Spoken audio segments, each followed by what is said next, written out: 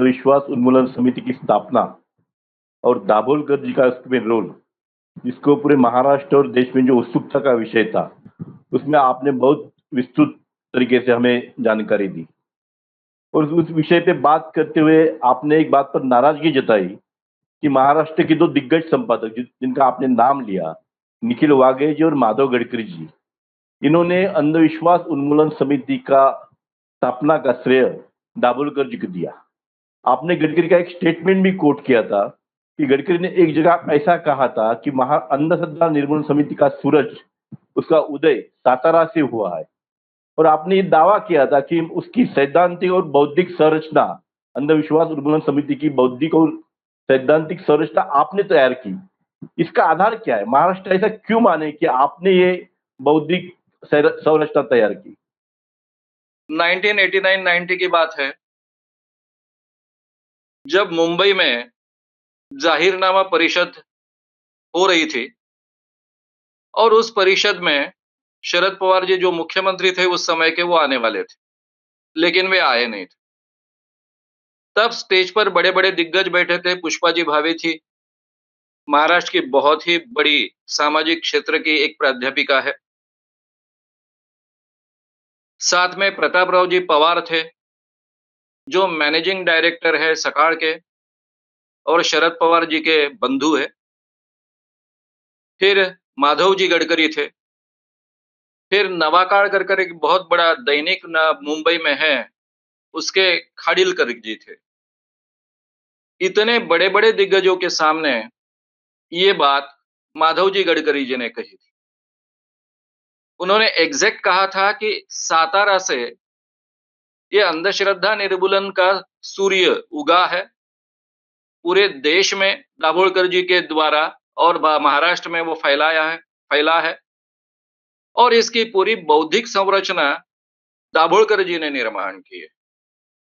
और श्याम मानव जैसा कार्यकर्ता एक्सपोजर्स करता है, आंदोलन को उससे बढ़ावा मिलता है। ये बात तब की थी कि जब मैं पूरे संगठन का, देश का चीफ था। ये संगठन की निर्मिति मैंने की थी और ये जो कार्यक्रम हो रहा था उसका आयोजन दाभोलकर जी ने किया था। इसके बावजूद वो मेरे संगठन का कार्यक्रम था। मुझे बहुत ज्यादा पसंद नहीं था, लेकिन एक बार निर्णय हो गया, लोकतंत्र मानने वाला मैं व्यक्ति हूं, इसलिए वो कार्यक्रम हो रहा था। आज महाराष्ट्र के कई लोगों को ऐसा लगता है कि मैं यानी क्या, एक एक्सपोजर करने वाला, बाबाओं को भंडाफोड़ करने वाला, लोगों को चमत्कार कर दिखाने वाला एक सामान्य कार्यकर्ता हूं। मुझे इसके बारे में कोई ऑब्जेक्शन नहीं, लेकिन ये पूरी की पूरी संरचना है अंधश्रद्धा निर्मूलन इस विषय की, जो इतने गहराई में रखी गई है। वो केवल भारत में नहीं, पूरे दुनिया में पहली बार इस ढंग की रखी गई। मैं अपने विषय के बारे में बहुत अपडेटेड होता हूं, पूरे दुनिया का पढ़ते रहता हूं और मैं इस विषय के बारे में बहुत अच्छे गहराई से जानता हूं कि बाबागिरी को जिस ढंग से मैंने रखा है, भूत से लेकर मंत्र तंत्र इन विषयों को मैंने जिस ढंग से रखा है, इतना ही नहीं तो ज्योतिष इस विषय को जिस ढंग से मैंने रखा है, इन विषयों को आपको कहीं भी किसी भी किताब में दुनिया के पढ़ने को नहीं मिलेगा। मैं केवल यहां तक बात नहीं कहता हूं, दो उदाहरण आपके सामने रखता हूं। आज तक दुनिया में इस क्षेत्र में जो भी आंदोलन चल रहे हैं, मूवमेंट चल रही है, चाहे रैशनलिस्ट एसोसिएशन हो, इस ढंग के काम करने वाली कोई भी संगठनाएं हो, चाहे महाराष्ट्र का मानवीय नास्तिक मंच हो, सब ये मानकर चल रहे थे कि अंधविश्वास की जड़ भगवान और धर्म है। जब तक धर्म और भगवान को उखाड़ कर नहीं फेंकेंगे, तब तक इसमें परिवर्तन होना संभव नहीं है, अंधश्रद्धाएं दूर नहीं हो सकती है। मैं पहला व्यक्ति हूं दुनिया का कि धर्म और भगवान के खिलाफ न बोलते हुए भी लोगों की अंधश्रद्धाएं दूर की जा सकती हैं, आज के जमाने में भी। ये ठीक है कि महाराष्ट्र में पैदा हुआ, मुझे अनायास महाराष्ट्र के वारकरी संप्रदाय का आंदोलन समझने का मौका मिला। वारकरी संप्रदाय के आंदोलन ने संत ज्ञानेश्वर, संत नामदेव से लेकर तुकाराम जी से लेकर तो अभी तुकडोजी महाराज तक, गाडगे महाराज तक यह आंदोलन चलता रहा और इस आंदोलन ने अंधविश्वास दूर करने का बड़ा काम किया। और भगवान के खिलाफ न बोलते हुए, धर्म के खिलाफ न बोलते हुए, उसमें सुधार करते हुए ये आंदोलन किया है। इससे मुझे प्रेरणा मिली, ये बात तो सही है। लेकिन एक तरफ फूले जी रख रहे हैं, अंबेडकर जी इसी ढंग की बात रख रहे हैं। बड़े-बड़े आगरकर से लेकर बड़े-बड़े जिनको हम कहेंगे बुद्धिमान लेखक हैं, उन्होंने ये बात रखी है। महाराष्ट्र में ये धारणा है, सभी प्रोग्रेसिव संगठनों में ये धारणा है कि जब तक हम धर्म को उखाड़ कर नहीं फेंकेंगे, भगवान को उखाड़ कर नहीं फेंकेंगे, तब तक अंधविश्वास दूर नहीं होगा और मुझे ये सही नहीं लग रहा था। क्योंकि मैं खुद एक ज़माने में बहुत ही अंधविश्वासी था, धार्मिक था। आज भी मैंने हिंदू धर्म को नकारा नहीं है और उसके साथ में मैं भगवान को बहुत मानने वाला। और भगवान को न मानने वाली व्यक्ति जो कहती है, उसके तरफ किस ढंग से इंसान देखता है, ये मेरा खुद का अनुभव था। मैंने वो वाक्य भी कोट किया था कि जब मैंने डॉक्टर अब्राहम कोवूर का एक वाक्य पढ़ा कि there is no God, there is no ghost, तो मैंने उनको पूरी तरह से मूल से नकार दिया था। जबकि मैं जेल में था, मेरे एक संगठन का महाराष्ट्र का प्रमुख भी रह चुका था और पूरे देश में अलग-अलग विषयों पर भाषण देते घूमता था, लीडर बन चुका था। इसके बावजूद ये मेरी प्रतिक्रिया थी। इंसान कैसे बदलता है, इसका बहुत अच्छा अभ्यास मुझे करने का अवसर पहले ही मिला था और इंसान धीरे-धीरे स्टेप वाइज़ बदलता है। इसलिए जो सबसे पवित्र बात वो मानता है, भगवान की कल्पना, धर्म की कल्पना, उसके खिलाफ अगर कोई बोलेगा तो वो स्वीकारने के लिए बिल्कुल तैयार नहीं होगा और इंसान में बदलाव लाने का एक ही तरीका है कि उसे कन्विंस करो, उसकी तार्किक बुद्धि जागरूक करो, तभी उसमें परिवर्तन होगा। साथ में मेरे एंथ्रोपोलॉजी के अभ्यास के कारण मुझे पता चल चुका था कि भगवान की कल्पना बाद में निर्माण हुई है। धर्म तो अभी-अभी 2500 साल पहले निर्माण हुए। आज के इंसान की अगर कल्पना भी करे, तो कम से कम उसकी आयु 30 लाख साल से लेकर और आज का इंसान जिसको हम कहते हैं हम जैसा इंसान, उसकी कम से कम आयु 1 लाख साल की है। तो 1 लाख साल में केवल 2500 साल धर्म की आयु है। उसके पहले भी इंसान था, उसके पहले भी समाज था, उसके पहले भी उसकी कल्चर थी। ये सब बातें जानने के बाद में और धर्म के साथ में ही, धर्म के पहले भी ईश्वर की कल्पना कैसे बदलते गई, ये मुझे अभ्यास के कारण, एंथ्रोपोलॉजी के अभ्यास के कारण, मानव वंशशास्त्र के अभ्यास के कारण पता चल चुका था। इसलिए नए सिरे से इसका मैंने विचार किया और नए सिरे से एक भूमिका लेकर इस संगठन की शुरुआत की। मैंने पहले ही कहा कि मेरे सभी साथियों का इसको विरोध था। नए साथी जुड़ते गए, वो मेरे साथ आते गए। भूमिका लेके ली हमने कि हमारा भगवान और धर्म के खिलाफ ये आंदोलन नहीं है। हम धर्म और भगवान के खिलाफ नहीं बोलेंगे। लेकिन आम जनता का शोषण इस नाम पर जो लोग करते हैं, धर्म के नाम पर करते हैं, भगवान के नाम पर करते हैं, उनके खिलाफ ये आंदोलन है, ये कहकर हमने इस भूमिका की शुरुआत की। डॉक्टर नरेंद्र जी दाभोलकर 1987 में इस संगठन से जुड़े। मैंने उनको 1986 में निमंत्रण दिया था, 85-86 में। 87 में वो जुड़े। लोनावाला में हमने एक सक्रिय कार्यकर्ता जो कई सालों से इस संगठन के साथ में जुड़े हैं, ऐसे कार्यकर्ताओं का एक सम्मेलन रखा था। हालाँकि ये सम्मेलन नहीं था, 3 दिन का अधिवेशन। ये 3 दिन के अधिवेशन में 65 कार्यकर्ताओं को बुलाया गया था। दांडेकर इंस्टीट्यूट लोना में ये कार्यक्रम था, वहाँ जगह की मर्यादा थी। इसलिए हमें चुने हुए जो बहुत ही गहराई से इस क्षेत्र में काम कर रहे हैं, काफ़ी सालों से काम कर रहे हैं, ऐसे ही सक्रिय कार्यकर्ताओं को बुलाना पड़ा। ये 65 कार्यकर्ता 3 दिन बैठकर अलग-अलग विचारों के बारे में, इस विषय में जो अंधश्रद्धा, इस विषय में जो चीज़ें आती हैं, उसके बारे में विचार करने के लिए साथ में बैठे थे। संगठन कैसे बढ़ाए, इसका विचार करने के लिए भी बैठे थे। दाभोलकर जी अभी-अभी संगठन से जुड़े थे। उन्होंने पहले ही ये सवाल खड़ा किया कि अखिल भारतीय अंधश्रद्धा निर्मूलन समिति, हमारा ये जो संगठन है, ये संगठन भगवान के खिलाफ बात नहीं करता, धर्म के खिलाफ बात नहीं करता, केवल बात करता नहीं, यहाँ तक ये बात मर्यादित नहीं, तो उल्टा हम कहते हैं कि हम धर्म और भगवान के खिलाफ नहीं हैं। तो फिर अंधविश्वास कैसे दूर होगा? भगवान और धर्म अंधविश्वास की जड़ है। अब ये शुरुआत ही उन्होंने की। अब मैं संगठन का प्रमुख इस रिश्ते से कह सकता था कि भाई अभी 6 साल हो रहे हैं, ये छठा साल है। आपको अगर लगता है कि ये भूमिका ठीक नहीं है, तो आप संगठन से बाहर जाइए। ये मैं कह सकता था, लेकिन मैंने ये नहीं कहा। मैं अंदर-बाहर से बहुत ही लोकतांत्रिक व्यक्ति हूँ। मैंने इसके ऊपर की चर्चा चलने दी। ये जो 65 लोग थे, 65 के 65 लोग उसमें बोले। उसमें हमारे गणेश जी मावड़े थे, अशोक जी घाटे थे, कुछ नाम मुझे याद आ रहे हैं, शायद शरद वानखेड़े जी भी थे, गणेश हलकारे जी भी थे। काफ़ी लोग इसमें थे, सबके नाम मुझे मुझे अभी याद नहीं है, वो 65 के 65 लोगों में। मुंबई के भी लोग थे, पूरे महाराष्ट्र के लोग थे, क्योंकि तब तक महाराष्ट्र के काफ़ी जिलों में काम खड़ा हो गया था। और ये 65 के 65 लोगों ने अपनी भूमिका रखी और उनका सार ये था कि अगर श्याम मानव भगवान और धर्म के खिलाफ बोलते, तो हम इस संगठन में आते ही नहीं। और इस संगठन में आने के बाद में हमने काम करना शुरू किया, तार्किक विचार शुरू किया और आप जो रिज़ल्ट चाहते हो, वो रिज़ल्ट आ गए। इसलिए इंसान को बदलने का यही एक तरीका हो सकता है। 65 में से 63 लोगों ने, यानी मैं छोड़कर, ये मत रखा। डॉक्टर नरेंद्र दाभोलकर और हमारी एक लता जाधव नाम की प्राध्यापिका, जो हमारे संगठन के सचिव भी थे, उसने केवल अलग मत रखा। अब 65 लोगों ने ये मत रखने के बाद में मैं खड़ा हुआ और मैंने ये सब चर्चा के सार का जवाब दिया। जो अंधश्रद्धा निर्मूलन समिति के देव धर्म विषयक भूमिका कर बाद में प्रसिद्ध हुई। वही भाषण बाद में वो भूमिका कर प्रसिद्ध हुआ। पहली बार इतने विस्तार से मैंने ये बात तब रखी थी। पूरे के पूरे विषय ही मैंने रखे।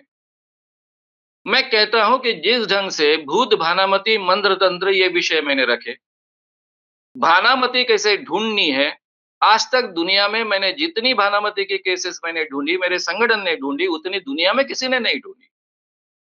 अब्राहम कौर जी की केवल 2 केसेस थी, उसमें कैसे ढूंढना है इसकी कोई टेक्निक भी नहीं थी। केवल इतना विश्वास कि अब्राहम जी कौर कह रहे हैं कि ये सब आत्मा वगैरह नहीं करती है, व्यक्ति ही करती है, और मैं रैशनलिस्ट बन चुकने के कारण मुझे पता था कि आत्मा भी नहीं होती है, कुछ नहीं होता है। तो इंसान ही करता करता होगा, ये मानकर ये टेक्निक मैंने डेवलप किया। उसके ऊपर शोध भानामतीचा नाम का किताब लिखा है। पुलिस डिपार्टमेंट ने भी इसका कई बार प्रयोग कर भानामती के केसेस छुड़वाने का प्रयास किया है, छोड़ने का प्रयास किया है, उन लोगों को पकड़ने का प्रयास किया है। कभी सफल हुए, कभी असफल हुए, बाद में हमको बुलाना। भूत और इस विषय की जो जानकारी मैं रखता हूँ, आपको किसी दुनिया की किताब में नहीं मिलेगी। ये केवल मेरे भारत के भूत के अभ्यास के कारण मुझे खुद भूत लगा था कि इस ढंग से लोगों को भूत लगता है। मैंने बहुत उसकी गहराई से जाँच की है, इस पर कोई संशोधन नहीं है और ये पूरी की पूरी रचना इस विषय की मैंने की है। मंत्र-तंत्र, जादू-टोना की है। ज्योतिष जिस ढंग से मैंने रखा है, आपको किसी ने इस ढंग से विषय को रखा हुआ दिखेगा नहीं। उसका एक उदाहरण मैं आपको दूँगा। जयंत नारळीकर जी महाराष्ट्र के बहुत ही, महाराष्ट्र के नहीं पूरे देश के बहुत ही फेमस वैज्ञानिक हैं। हमारे प्रधानमंत्री के वो सलाहकार भी रह चुके हैं, वैज्ञानिक सलाहकार रह चुके हैं।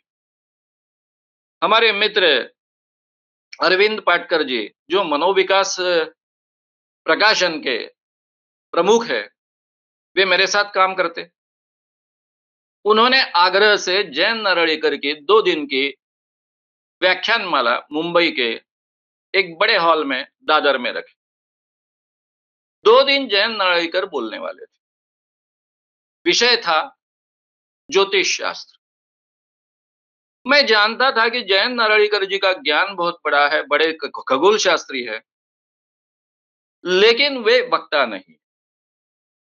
तो मैंने आग्रह रखा था कि जयंत नारळीकर जी पहले बोलेंगे, बाद में मैं बोलूंगा और उसके पहले कोई बड़ी व्यक्ति बोले। बड़ी व्यक्तियों में हमने कुछ संपादकों को भी बुलाया था। इन संपादकों ने नाराजगी भी व्यक्त की थी कि श्याम मानव एक कार्यकर्ता, वो जयंत नारळीकर जी के बाद में बोलेंगे, ये कैसी बात है। जयंत नारळीकर जी ने अपना विषय रखा, उसके बाद में मैंने पहले दिन विषय रखा। दूसरे दिन जयंत नारळीकर जी ने विषय रखा और फिर मैंने रखा। और जब हम प्रवास कर रहे थे, एक जगह खाना खाने के लिए जा रहे थे, तब जयंत नारळीकर जी ने खुद मुझसे कहा कि मैं पहली बार सोच रहा हूँ कि इस ढंग से भी विषय को रखा जा सकता है। आपका अध्ययन बहुत गहराई से है, लेकिन जिस ढंग से आप विषय रखते हो, लोगों को कन्विंस कर सकते हो, ये बहुत नई बात है और मुझे भी बहुत सीखने को मिला। अब जयंत नारळीकर जैसे व्यक्ति ने, मुझे लगा था वो नाराज हो गए क्योंकि उनके बाद मैं बोल रहा हूँ। तो उल्टा उन्होंने इस ढंग से कहा कि इस ढंग से भी विषय को रखा जा सकता है, इतने गहराई से इस विषय को रखा जा सकता है, ये मुझे पहली बार पता चला। जयंत नारळीकर जी भी को जाने देंगे हम, क्योंकि वो मोमेंट का हिस्सा नहीं रहे हैं। मैं आपको एक उदाहरण दूँगा। जो लोग कहते हैं कि ये पूरे के पूरे संगठन की और अंधविश्वास इस विषय की बौद्धिक रचना दाभोलकर जी ने दी है, इसलिए मैं ये बात कह रहा हूँ। चिपळूण में मेरे 3 दिन की एक व्याख्यानमाला रखी गई थी। ये जो व्याख्यानमाला का आयोजन किया था, उसमें अनीश पटवर्धन भी एक आयोजक थे। शायद वो प्रमुख आयोजक थे। वो मेरे साथ मेरे संगठन में काम करते थे, मैं उनके घर रह चुका हूँ। उनके घर रहकर मैं काम कर चुका हूँ। अनीश पटवर्धन का नाम मैं क्यों ले रहा हूँ, ये थोड़ी देर बाद आपको पता चलेगा। व्याख्यानमाला 2 दिन चली। पहले दिन मैंने विषय रखा, लोग सुन रहे हैं, 3 घंटे तक मैं बोल रहा हूँ। बड़ी तादाद में लोग आए थे। कोंकण में बहुत कम लोग आते हैं संख्या में, लेकिन हॉल पूरा भरा हुआ था। और मेरे हर कार्यक्रम को बड़े पैमाने पर लोग आते हैं, कोंकण में भी लोग आते हैं, इसलिए वैसी तैयारी भी की गई। लोग हँस नहीं रहे थे। मैं अपने व्याख्यान में 3 घंटे के व्याख्यान में बीच-बीच में कुछ जोक्स करता हूँ। डेलिबरेटली नहीं करता हूँ, लेकिन मेरे कहने के कथन के स्टाइल से में नहीं आ रहा था कि हमेशा कोंकण मेरे लिए, मैंने कई दौरे कर चुका था। चिपळूण में भी कई बार व्याख्यान दे चुका था। लोग हँस क्यों नहीं रहे हैं? पहले दिन तो मेरी समझ में नहीं आया।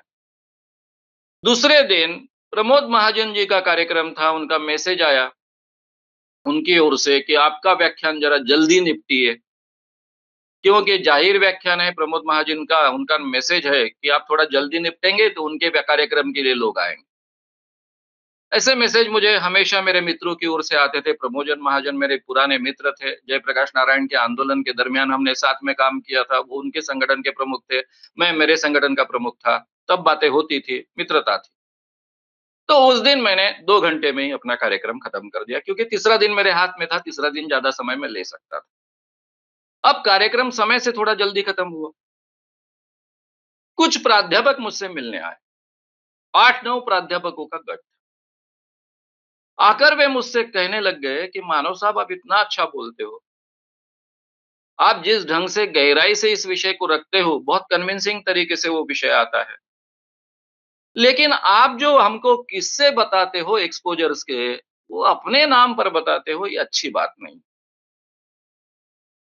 ये जो किस्से हैं, इस बाबा को एक्सपोज़ किया, उस बाबा को एक्सपोज़ किया, उस मांत्रिक को एक्सपोज़ किया, उस ज्योतिषी को एक्सपोज़ किया, ये तो दाभोलकर जी ने किया है ना। अगर ये दाभोलकर जी ने किया है, तो अपने नाम पर आप क्यों कह रहे हो? मैं हक्का-बक्का रह गया। मैंने कहा, क्या बात कर रहे हो आप? तब इन प्राध्यापकों में एक मधु जाधव नाम के पोस्ट ग्रेजुएशन को सिखाने वाले प्राध्यापक आगे आकर मुझसे कहते हैं कि कल के भाषण में वो पॉइंट्स निकाल कर बोलते हैं मुझे, क्योंकि वो डायरी लेकर ही बैठे थे। ये बाबा के बारे में आपने बोला था, आपने एक्सपोज़ किया, अभी कल बोला। ये तो डॉक्टर नरेंद्र दाभोलकर जी ने एक्सपोज़ किया। यहाँ से लेकर तो जोक्स तक की बातें वो मुझसे कह रहे हैं कि वो उनकी बातें आप क्यों कह रहे हो? तब मेरी बात समझ में आ गई। मैंने हँस दिया, मैंने बोला ठीक है, कल ऐसी गलती नहीं हो। उनके सामने मैंने कुछ नहीं बोला, क्योंकि उनके सामने कुछ बोलने की आवश्यकता नहीं थी। यानी मैं जो बोलता हूँ, वैसे के वैसे भाषण उन्होंने कॉपी कर बोला था, ये मुझे मालूम नहीं था। उनकी भी व्याख्यानमाला वहाँ हुई थी। शायद कुछ महीने पहले या साल भर पहले। 1988 की बात होगी ये। वो 87 में मेरे साथ जुड़ गए थे। फिर मैंने मेरे कार्यकर्ताओं को बुलाया जिन्होंने आयोजन किया था और उनसे पूछा कि आपने ये बात कल क्यों नहीं मुझे कही? कल तो आपके ध्यान में आ गया था ना कि पूरी की पूरी बात मैं जो कह रहा हूँ, वो पहले ही दाभोलकर जी ने कह दी है और अपने नाम पर कही है। तो मुझे आपने क्यों नहीं कहा? वो बहुत शर्मिंदा हुए। मैंने बोला ये बात आपने कहनी चाहिए थी, मेरे पास किस्सों की कमी नहीं है, एक्सपोज़र्स की कमी नहीं है, मैं बदल देता अगर मुझे आप पहले बता देते थे। और तीसरे दिन का भाषण मैंने पूरी तरह से रीडिज़ाइन किया। जो हमेशा भाषण में बोलता था उसको पूरी तरह से अलग से लोगों के सामने मुझे रखना पड़ा, तब लोग खुलकर हँसे, रिस्पॉन्स दिया वगैरह सब कुछ हुआ। ये बात आप अनीश पटवर्धन जी से भी पूछ सकते हो और यही बात आप मधु जाधव से भी पूछ सकते हो, आजकल वो सोलापुर में रहते हैं। सीनियर कॉलेज के प्राध्यापक चिपळूण में रह चुके हैं। अनीश पटवर्धन अभी दाभोलकर जी के जवाई हैं, उनके बेटी के पति हैं। अब ये क्या बात है मैं समझ सकता हूँ, क्योंकि मैंने जब संगठन की शुरुआत की 1982-1983 में मुझे भी बी प्रेमानंद का नाम लेकर और डॉक्टर अब्राहम कोवूर का नाम लेकर बोलना पड़ता था कि बी प्रेमानंद जी ने ऐसे-ऐसे सत्य साई बाबा को आह्वान दिया। ये विलास बाबा को इस ढंग से उन्होंने एक्सपोज़ किया। लेकिन मैं उनका नाम लेकर बोलता था। अब हर एक की प्रामाणिकता उनके साथ में है। मैं तो ये आग्रह नहीं रख सकता था कि मेरा नाम लेकर आपने बोलना चाहिए। ये दिक्कत भी हो जाती है कि कार्यकर्ता कितनी बार श्याम मानव ने ये किया ऐसा कहेगा, फिर उसका खुद का क्या है ये सामने सवाल खड़ा होगा। लेकिन मेरे बाकी कार्यकर्ता भी बोलते आए हैं। ये मेरे लिए कोई पहली बार ऐसा हुआ ऐसा नहीं। एक बार एक एनएसएस के प्रोग्राम में मैं गया, मेरा व्याख्यान हुआ। काफ़ी लड़कियों का ही एनएसएस का पूरे देश की लड़कियाँ वहाँ जमा हुई थी। और ये सब लड़कियाँ आकर मुझसे कहने लग गई कि सर आप क्यों कॉपी करते हो? कल या परसों एक दिन पहले आपके अमुक-अमुक कार्यकर्ता ने ये सब बातें तो कह दी थी। उसने मेरे प्रोग्राम के सभी किस्सों को निकाल कर लोगों को सुना दिया। मैंने हँस दिया और फिर थोड़ा-सा उसको डाँट दिया, भाई कम से कम मुझसे कहा होता कि तूने कहा है ये बातें तो मैं उसको टाल देता। ये तमाशा लोगों के सामने नहीं होता। तो ये मेरे लिए नई बात नहीं थी।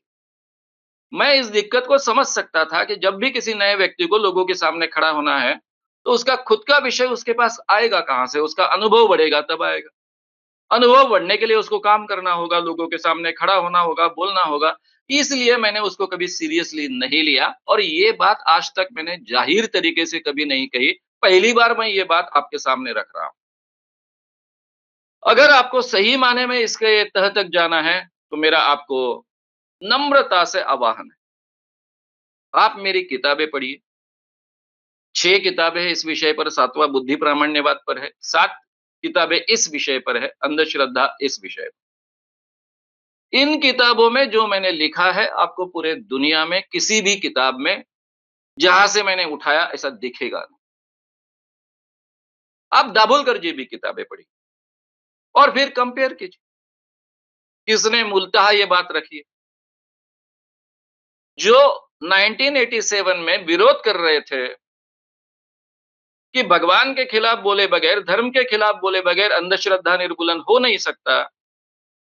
वे ही बाद में 90 में अपना स्वतंत्र संगठन शुरू करते हैं, महाराष्ट्र अंधश्रद्धा निर्मूलन समिति। और फिर वो कहते हैं कि भगवान के खिलाफ और धर्म के खिलाफ नहीं बोलना चाहिए। इतना ही नहीं तो डॉक्टर श्रीराम लागू और डॉक्टर नरेंद्र दाभोलकर ये दोनों का दौरा होता है। उसमें डॉक्टर श्रीराम लागू बोलते हैं कि भगवान को रिटायर करना चाहिए और डॉक्टर नरेंद्र दाभोलकर बोलते हैं कि नहीं, भगवान के खिलाफ और धर्म के खिलाफ बोलने की आवश्यकता नहीं है, उसके बिन भी अंधश्रद्धा निर्मूलन हो सकता है। उसकी हमको काफ़ी तकलीफ हुई बाद में, लेकिन वो बात अलग है। तो ये भूमिका आई कहाँ से? और भी एक छोटी-सी बात मैं आपके कह दूँ। शेखर सोनारकर मेरे बहुत पुराने मित्र हैं। आज वो ज़िंदा है, आप उनसे जानकारी निकाल सकते हो। छात्र युवा संघर्ष वाहिनी से, तरुण शांति सेना से वो मेरे मित्र रहे। जलगाँव में जो भी काम मैंने खड़ा किया, जलगाँव धुले जिले में बहुत बड़ा काम खड़ा किया था, वो शेखर के घर में रहकर ही मैंने किया। बाद में शेखर समाजवादी थे, वो दाभोलकर जी के साथ में जुड़ गए। एक बार मैं वहाँ पर कांबळे नाम के मेरे डीएफओ जो वहाँ के डिस्ट्रिक्ट फॉरेस्ट ऑफिसर थे, मेरे अच्छे मित्र हैं। नासिक में थे तब से मित्र है, उनके घर भी मैं नासिक में रहा था। जलगाँव में गया तब शेखर मुझसे मिलने आए। वो कहने लगे कि किसी ने उन्हें चैलेंज किया है इस भूमिका के बारे में। ये देव धर्म विषयक जो भूमिका है उसके बारे में चैलेंज किया है। तो भाई ये आया कहाँ से? तुमने कहाँ से ये सब बातें लोगों के सामने रखी है? इसको एक साइंटिफिक आधार है ये तुम कहते हो तो उसकी बारीकियाँ मुझे समझाओ ताकि उन लोगों का हम जवाब दे सकें। तब वो महाराष्ट्र अंधश्रद्धा निर्मूलन समिति के साथ में जुड़ चुके थे। ये 93-94 की कुछ तो भी बात हो। तो उनको बाद में मुझे पूछना पड़ा कि भाई आप ये बात जो रखते हो पूरी की पूरी, कि इंसान स्टेप बाय स्टेप बदलता है, भगवान के बारे में बोलेंगे, धर्म के बारे में बोलेंगे, तो एकदम से वो सुरक्षात्मक स्थिति में चला जाएगा। ये सब बातें क्या होती है वो समझना चाहते थे। तो आप थोड़ा-सा रिसर्च करें ऐसी मेरी आपको विनंती है, क्योंकि ये महाराष्ट्र में जो झूठ फैलाना शुरू है, शिवाजी महाराज के गुरु रामदास जी थे, ये परंपरा कम से कम ये आधुनिक जगत में खत्म होनी चाहिए और कम से कम सामाजिक क्षेत्र में ऐसा नहीं होना चाहिए। मुझे क्रेडिट दे ये मेरा आग्रह नहीं है, लेकिन मेरा जो काम है वो कोई चुराए ये भी मुझे मान्य नहीं। श्याम मानव चैनल को आपका समर्थन देने के लिए चैनल को जरूर सब्सक्राइब करें। चैनल के नोटिफिकेशन पाने के लिए बेल आइकन भी दबाएं।